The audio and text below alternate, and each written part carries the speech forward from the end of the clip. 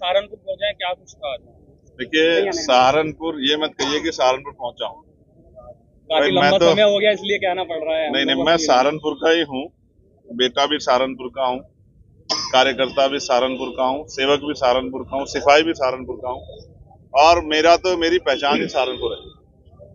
आज हमारे सीनियर साथी इंजीनियर डीपी सिंह जी, जो राष्ट्रीय महासचिव थे बीएमपी पार्टी में, आज उन्होंने अपने साथियों के साथ बीएमपी को छोड़ के आजाद समाज पार्टी में आस्था और विश्वास व्यक्त किया है। लंबे समय से हमने उनको संघर्ष करते देखा, हमने उनसे बहुत कुछ सीखा भी। वो हमारे सीनियर हैं मिशन में, मैं उनका आजाद समाज पार्टी में स्वागत करता हूं। और क्योंकि एक सदस्यता अभियान हमने पूरे प्रदेश में चलाया हुआ है, हर दिन जिला मुख्यालयों पे और विधानसभा कार्यालयों पे जो है सैकड़ों की संख्या में लोग सदस्यता लेते हैं और आस्था विश्वास आजाद समाज पार्टी में व्यक्त करते हैं, क्योंकि जिस उम्मीद के साथ पिछला आंदोलन चला था वो आंदोलन सफल जो है उस तरह से नहीं रह पाया। अब जनता की जो है, और उसमें भी बहुजन समाज की इच्छा ये है कि बाबा साहब अम्बेडकर और माननीय काशीराम साहब का आंदोलन सफल होना चाहिए। तो बड़े पैमाने पे बहुत सारे बुद्धिजीवी, संघर्षशील साथी, अन्य पार्टी से लोग जुड़ रहे हैं। मैं उनका स्वागत करता हूं और मैं उनको विश्वास दिलाता हूं कि हम सब लोग मिलकर महापुरुषों के इस कारवा को आगे बढ़ाने का काम करेंगे और मंजिल पे ले जाने का काम करेंगे। बैराज में दंगे हो रहे हैं, इसके बारे में क्या कहना? बैराज की घटना, मैंने उस पर अपनी बात रखी है कि बहुत जो है संयोग से, बुरे संयोग से वो दुखदाई है, मगर इसके लिए जो कानून व्यवस्था जिस पे लगातार सवाल उठ रहे हैं, आप समझिए अभी लखीमपुर खीरी में एक विधायक को सरेआम थप्पड़बाजी कर दी गई और कोई एफआईआर नहीं। दूसरा, 4 लोगों की सरेआम, जिनमें 2 बच्चियां थी, गोली मारकर जो है सरेआम हत्या कर दी गई शाम के 7 बजे। और लखनऊ में पुलिस के द्वारा जो है अमन नाम के एक शेड्यूल कास्ट के बच्चे की हत्या कर दी गई। जब इस तरह के अपराध की घटनाएं बढ़ेंगी तो अपराधियों के हौसले बढ़ेंगे।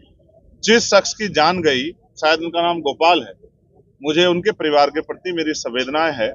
जिस व्यक्ति ने ऐसा किया है उस पर सख्त से सख्त कार्रवाई होनी चाहिए। साथ साथ कानून व्यवस्था दुरुस्त रहे और ये घटनाएं आगे ना बढ़े, इसके लिए लॉ एंड ऑर्डर को सख्त करना और अपने चरित्रों को छूट देना मुख्यमंत्री को बंद करना चाहिए और लॉ एंड ऑर्डर को सख्त करना चाहिए। ये उनके ऊपर एक प्रश्न चिन्ह खड़ा होता है कि एक मुख्यमंत्री जो 7वें 8वें साल में कुर्सी पे बैठे हैं, अगर आज भी लॉ एंड ऑर्डर की स्थिति को सही नहीं कर पा रहे हैं तो वो कुर्सी पे बैठ के क्या कर रहे हैं। बहराइच में ये घटना की पुनरावृत्ति ना हो और कानून व्यवस्था बहाल हो, इसकी जिम्मेदारी सरकार की।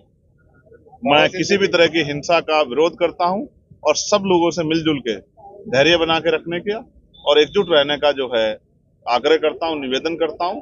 और हमारी पार्टी के साथी लगातार घटना पर नजर बनाए हुए हैं। मैं स्वतः लगातार अधिकारियों के संपर्क में, मेरा मानना है कि अगर सरकार ने लापरवाही नहीं बरती तो बहुत जल्द सब कुछ शांत हो जाएगा और भविष्य में उत्तर प्रदेश में इसकी जो है आंच ना जाए, इसका ध्यान भी सरकारों को रखना है। अपने पद की गरिमा का ध्यान भी रखना है। वो पद किसी एक जाति, एक धर्म, एक पार्टी तक सीमित नहीं है।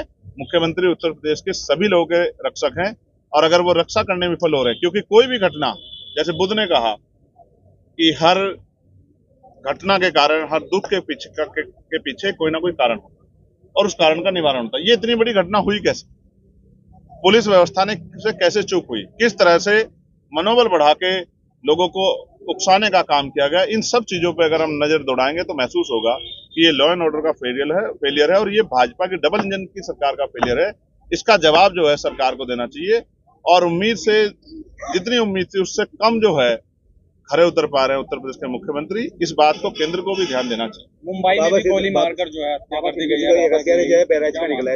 अब आप देखिए कि एक बड़ी घटना हुई है, हो सकता है किसी दूसरी घटना से ध्यान हटाने का भी एक तरीका हो। कई चीजों को, मैंने कहा ना, हर घटना के पीछे कोई ना कोई कारण होता है और मैं तो खुद वो शख्स हूं जिसने गोली खाई है। जिन लोगों ने मेरे ऊपर हमला किया था उनको बेल मिल गई है, वो खुलेआम घूम रहे हैं। आपको महसूस होना चाहिए कि उत्तर प्रदेश में या जहां डबल इंजन की सरकार है वहां कानून व्यवस्था के कितने बुरे हाल है। वहां किसी की भी सरकार रही होती तो भी मैं यही कहता कि सरकारों को अपने ऊपर सोचना चाहिए। ये उनके ऊपर प्रश्न चिन्ह उनकी कार्यशैली पे कि किस तरह से अपराधी खुलेआम घूम रहे हैं। 10 सीटों पर उपचुनाव होना है, क्या मानते हैं? आपकी पार्टी को लेकर क्या लोग जीवित रहेंगे तभी तो चुनाव होंगे। बहराइच में क्या आप जाइए? पीड़ित जिस तरह का माहौल है, महाराष्ट्र में चुनाव है, हम सब लोगों को वहां जाना है, अपनी पार्टी का काम आगे बढ़ाना है। क्या ऐसे माहौल में चुनाव संभव मानते हैं? क्या ऐसे माहौल में चुनाव स्वस्थ माहौल के साथ हो सकते हैं? तो जो सरकारें नेताओं को सुरक्षा नहीं दे पा रही है, बड़े बड़े उद्योगपतियों को सुरक्षा नहीं दे पा रही है, वो गरीब आदमी की सुरक्षा क्या करेगी? मेरे जैसे एक किसान के बेटे की, एक प्राइमरी स्कूल के मास्टर के बेटे की सुरक्षा क्या करेगी? इसलिए मैं कहूंगा कि वहां की सरकार को अपने अंदर झांकना चाहिए और सख्त कार्रवाई करनी चाहिए। जो मुख्य आरोपी, जो षड्यंत्र का मास्टरमाइंड है, उसको जो है जनता के सामने लाना चाहिए, उस पर सख्त कार्रवाई करनी चाहिए। सर, लखनऊ की जो घटना हुई, काफी मेहनत करी मगर ऐसे नतीजे नहीं आ पाए, क्या करें? मैं इस बात से बिल्कुल दुखी नहीं हूं। हम लोग चुनाव हारे हैं, हौसले नहीं हारे हैं। चुनाव होते इसलिए हैं कि हम उसमें प्रतिभाग करें। हमने अपनी बात को जनता तक पहुंचाया और हम अपनी बात को पहुंचाने में कहीं असफल रहे। हम ज्यादा मेहनत करेंगे भविष्य में और इसके लिए संगठनात्मक ढांचे को और मजबूत करेंगे और मजबूत करके कोशिश ये करेंगे कि चुनाव के परिणाम आजाद समाज पार्टी के फेवर में आए और इसके लिए हम लोग संघर्ष कर रहे हैं। क्या गोपाल का पीड़ित परिवार को जाके मिलेगी, उनसे क्या लगता है? मैं पूरी कोशिश करूंगा कि अगर माहौल थोड़ा जल्दी सुधर जाएगा तो इस माहौल में वहां जाना और सिर्फ किसी राजनीतिक स्वार्थ के लिए जाना ये अच्छा नहीं। मैं ये कोशिश करूंगा कि सबसे पहले तो मुख्यमंत्री को वहां जाना चाहिए। मुख्यमंत्री तो लखनऊ में दलित परिवार के घर नहीं पहुंच पाए। देखिए, ये बड़े दुख की बात है कि नारा देने वाले मुख्यमंत्री की बटेंगे तो कटेंगे, तो चुनाव में तो बड़ा अच्छा नारा देखे, चुनाव के बाद जब उनकी पुलिस ही काट देती है, मार देती है, तो वो एक दलित परिवार के आंसू पूछने के लिए भी नहीं पहुंच पाते हैं, उनके नेता भी नहीं पहुंच पाते हैं। इससे हमारे लोगों को सावधान रहना चाहिए कि उत्तर प्रदेश की या भाजपा की या केंद्र की भाजपा की सरकार हम कमजोर लोग ऐसी नहीं है। हमें उनसे सावधान रहते हुए अपनी पार्टियों के साथ आगे बढ़ना। अभी आप लखनऊ के बयान को लेकर क्या कहेंगे? लगातार उसको लेकर विरोध हो रहा है, बयान किनके बयान को आप लोगों ने तो हाईलाइट कराया। वो तो चाहते थे कि वो तो कैमरे से वीडियो बनवा रहे थे कि हाईलाइट हो जाऊं। इस तरह से किसी भी इष्ट के खिलाफ बयान देकर और सस्ती लोकप्रियता के कारण देश को अस्थिर करना, एक बड़े समाज के खिलाफ इस तरह की बयानबाजी करके और लोगों को मजबूर करना, आक्रोशित करना कि वो सड़कों पे आए और उससे सरकार का एजेंडा कामयाब हो, मैं इससे कतई भी सहमत नहीं। और अगर उन्होंने अपराध किया तो फिर इसलिए उनको जेल जाना पड़ा। भविष्य में अपराध करेंगे तो फिर जेल जाएंगे। सर, लखनऊ की जो घटना हुई उसमें आप किसकी कमी मानते हैं? मैं अपनी कमी मानता हूँ। मैं मुख्यमंत्री नहीं हूँ, इसलिए सब कुछ हो रहा है। मैं मुख्यमंत्री होता कुछ भी नहीं। किसी दलित की, किसी गरीब की जान नहीं ले पाता कोई, किसी बहन बेटी पे जुल्म नहीं कर पाता कोई नौजवान बेरोजगार नहीं घूम रहा होता, किसी भर्ती में घोटाला नहीं होता और तमाम तरह से जो अन्याय आज हर वर्ग के व्यक्ति को झेलना पड़ रहा है, यह सुरक्षा की भावना नहीं होती। लॉ एंड ऑर्डर इतना अच्छा होता कि रात को 12 बजे भी, जैसे हमारे एक नायक हुए हैं जो पेरियार, ईवी पेरियार रामानायकर स्वामी कहते थे कि रात को 12 बजे भी बेटियां जो है खुलेआम घूम पाती, ऐसा माहौल मिलता है उत्तर प्रदेश को। अभी हम मेहनत कर रहे हैं, भविष्य में ये दिन जो है आएंगे और जब ये दिन आएंगे तो आपको एहसास होगा। आपने कहा है आपको मंत्री पद की मिलने की ऑफर आया है और भी ऑफर आया है, तो उसमें क्या कहना है? कौन लोग? मैं फिर आपसे कहूंगा, आप कहाँ पुराने गड़े मुर्दे उखाड़ रहे, आज पे जिन्हें काम कीजिए।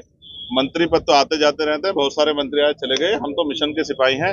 आपको पता है हरियाणा मेरी गाड़ी पे हमला हुआ था, उनका उद्देश्य क्या था? वो चाहते थे कि चंद्रशेखर आजाद को समाज ने गाड़ी दे रखी, इसको तोड़ दो तो ये पैदल हो जाएगा। उनको नहीं पता मेरा समाज वो है कि मैं एक नहीं 1000 गाड़ियों की अपील करूंगा तो कल तक 1000 गाड़ियां खड़ी होंगी। हमारा समाज जो गरीब समाज है, बहुत स्वाभिमानी समाज, उसने कभी जो है मेरे पैरों को कमजोर नहीं पड़ने दिया और जब जब मुझे जिस चीज की जरूरत हुई उसने वो मुझे उपलब्ध करा के दी। मेरे चुनाव में एक एक पैसा जुटा के मुझे चुनाव जिताने का काम किया और अपनी मेहनत से चुनाव लड़ने का काम किया। हम स्वाभिमानी समाज में पैदा हुए हैं, इन छोटे मोटे हमलों से हम लोग डरने वाले नहीं, हम लोग लड़ाई को लड़ते रहेंगे। क्या कहना चाहेंगे लोगों को, क्या संदेश देना चाहेंगे जिस तरीके का माहौल? एकजुट रहें, भाईचारा बनाएं और ये चुनाव के समय जो इस तरह घटनाएं होती है उनसे सावधान रहें।